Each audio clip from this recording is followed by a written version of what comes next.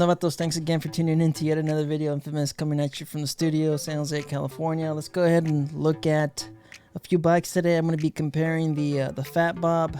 The Fat Boy. No, yes, the Fat Bob. I'm going to be comparing the Fat Bob with the Lowrider S. And I think this is my first video on the Fat Bob. I haven't really done a lot of videos, but I'm just going to be pointing out a few different things in case you guys are wondering, hey, what's the difference between these two bikes?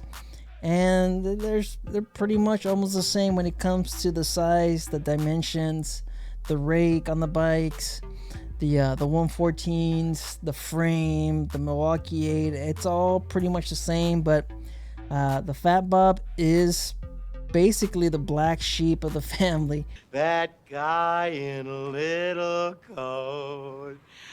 When it comes to the Harley-Davidson lineup, it's just different. Look at it. You can see it right there. It's absolutely different. It's unique. It's different. The Fat Bob has received all different types of criticism. Some people like it. A lot of people hate it. And it's like I said, it is what it is. It's the black sheep of the family. And I like the bike. I do like the look, but some of the reasons why I picked my lowrider is the reasons why I didn't get the Fat Bob, or I wasn't considering getting the Fat Bob. But you can't deny the bike looks good. Every time I've taken family and friends to the dealership to kind of look at these bikes, they're not Harley-Davidson fans, they're not motorcycle enthusiasts or anything like that. We just kind of hang out at these meets, and they have good beer, and it's cheap, and it's a Saturday, maybe not much to do. A lot of different places have been sheltered down and they've been closed due to the pandemic. So it's good times. And every time I've taken a family or a friend, they're drawn to this bike. They really like this look. So let's just start off with the back. It's got the chop fender. Now the chop fender looks good. I'm not bashing it or anything like that. It's got a cool looking fender. I like it. Some aftermarket fenders that you could buy, you're looking at about $400 just to have this look, and they look great. Like I said, I like it, but it's just tapered at the back. Look at this right here. So if you're trying to put on saddlebags, or you're trying to put maybe a sissy bar or a backrest, you are going to have to make sure it's for this bike. And some aftermarket parts, they just don't make them tapered or anything like that. So you will have to make some adjustments. You are going to have to modify or fabricate something to kind of get those same parts for the rest of the lineup fit. You are going to have to do something special with the Fat Bob. So it's just a little funny. Like I said, this whole bike is a little funny. So it's got the tapered struts, which is a little odd. And then we move up here to the front. As you can see, it's got a different headlight. And I have seen some builds. I have seen a few people that buy this bike and then they just change it. They change the headlight, they change the front wheel, and then they change everything about it. And I'm just kind of like, okay, why didn't you just get yourself a street bob and just swapped out the rear fender or something like that? So I don't know. I mean, like I said, to each their own. All right, to each their own, but it's got a different headlight.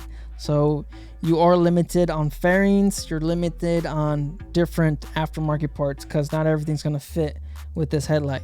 And the only company that makes a fairing for this, if you wanted one, would be Harley-Davidson, like a bigger windshield, or you could get yourself a Road Warrior from Memphis shades. So you're just limited on the parts. Like I said, same thing with the rear of the bike. It's going to be the same story with the front of the bike. You are going to have a limited of aftermarket parts if you're looking to make it your own, if you're looking to customize the bike. And it's just the same thing with the handlebars. As you can see, the handlebars are also tapered, which is just, it's a little bit of a funny look. It's different, like I said, and you are going to be limited on what you could buy for the bike. Not every set of aftermarket handlebars are going to be tapered. You are going to have to change the risers, or you are going to have to change something else. It ain't just going to be the handlebars. Okay, so let's go ahead and start comparing these bikes. I'm just rambling a little bit. Big differences, like I said: headlight, some odd components, tapered handlebars, tapered struts. Main differences between the lowrider and this bike the gas tank. Let's just start right there. The gas tank on just features, specs, stuff like that, not the aesthetics. The fuel capacity in the Fat Bob is much less than the Lowrider S. The Lowrider S, you have a 5-gallon tank. This one, you have a 3.5, 3-gallon fuel capacity. On to the next key feature, onto the next key difference, the monoshock adjustment on the external, the external monoshock adjustment on the Fat Bob. It's right there. I'm pointing it out. On the Harley-Davidson Lowrider, you would have to remove your seat if you wanted to adjust it or change it. I have never touched it on my bike. I'm not sure if people do it on a frequent basis. They need to have it outside. If you wanted this, if you're looking for this, if you're like a performance guy, or you do a lot of canyon riding or whatever, you need to adjust your monoshock, then I guess this would be the reason why you would want this. But like I said, you could just buy that aftermarket Öhlins and you'll have a better shock and you'll have a little bit more ground clearance. Enough of that. Another key difference, another something to point out, you have forward controls on the Fat Bob. Normally you will see forward controls on long distance bikes, mainly like the touring bikes. They have forward controls. A lot of the Softails have mid controls, except for probably the Sport Glide and the Fat Boy and the Fat Bob. I believe those are the only 3 bikes in the Softail lineup that have forward controls, which is just a little odd. Like I said, it has the smaller gas tank, so it's just a little weird. On to the next key difference, we're looking at the front wheel. It's got that steam roller type of wheel. I think this was made popular by Paul Yaffe somewhere in the last 2 decades. I think he started making these big fat wide front tires. It's just the handling of this is just a little different. Along with the front wheel, you also have a 16-inch wheel. It's just a little bit too small for me. I like the bigger wheels in the front. I like to be able to see the wheel, the spokes, the designs, kind of like on the Mantis wheel or the Prodigy wheel. I'm a fan of that. I liked having a bigger wheel in the front. Yes, you get more tire, you get more cushion, probably a better ride or comfort, I guess, kind of, since you do have more tire instead of wheel. But I just like the way the bigger wheels look. I'm a fan of the Dark Horse, the Indian Dark Horse. I'm a fan of that wheel. It's got a 19-inch wheel. It looks beautiful. I like it. The Lowrider S, it has an 18-inch wheel. I like it. It's got a beautiful design. The Sport Glide wheel, another great wheel. 18 inches, Mantis wheel, looks great. I'm a fan. This one, 16-inch wheel, not a fan. That's just me though. That's just, I'm not saying it's ugly. I'm just saying it's not my type of style. It's not. I like my big wheels. So then those are the key differences. If you like more of the classic styling of a Harley-Davidson, then you are gonna like the Lowrider S. It's a beautiful bike. It's got everything working for it. I like it. I love my Lowrider. I've had mine for over a year now, since it was released last year. I'm a fan of the Lowrider S. It's got all the classic lines of a Harley-Davidson. It's got all the same features. It's got the round headlight, the 18-inch wheel, sorry. It's a beautiful bike, and they're both great bikes. It just depends on what you're going for. All right, so now let's look into what Harley-Davidson has as a key specs or key differences within the Lowrider and the Fat Bob.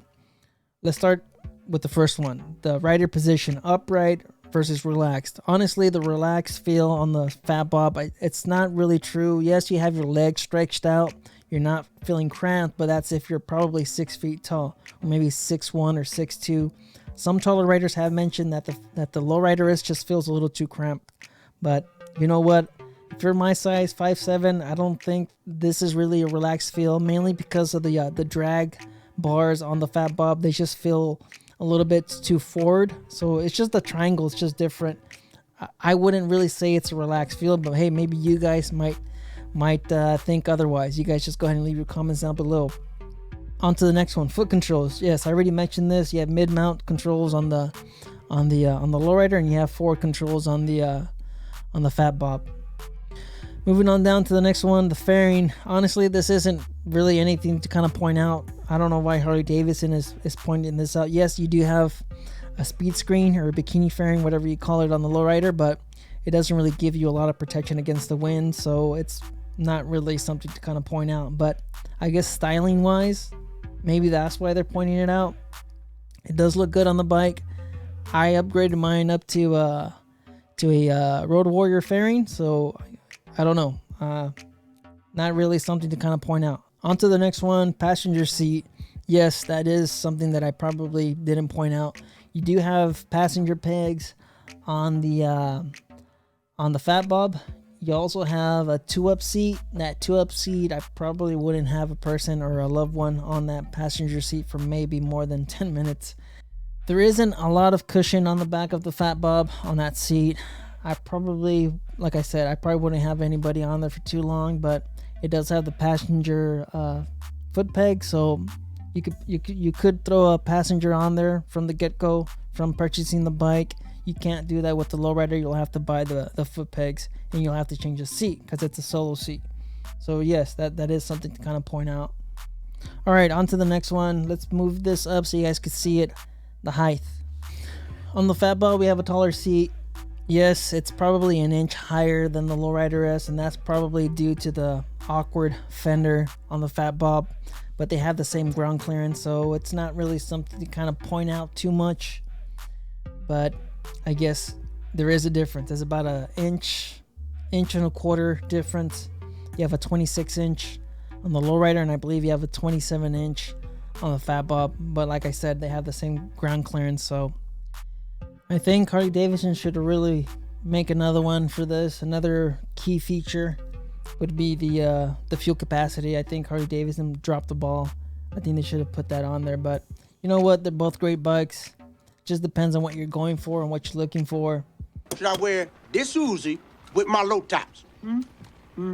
Those are the key differences between the Fat Bob and the Lowrider S. If you guys have any questions, leave your comments down below. If this video helped you in any way, go ahead and leave the like button on the video. It'd be much appreciated. They're both great bikes. It just depends on what you're looking for, what you're looking to get out of the bike, out of your riding style, stuff like that. It just depends.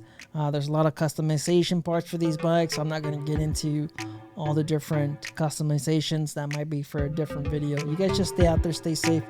Don't believe everything you read. Life's a risk. Get out there and ride. Later.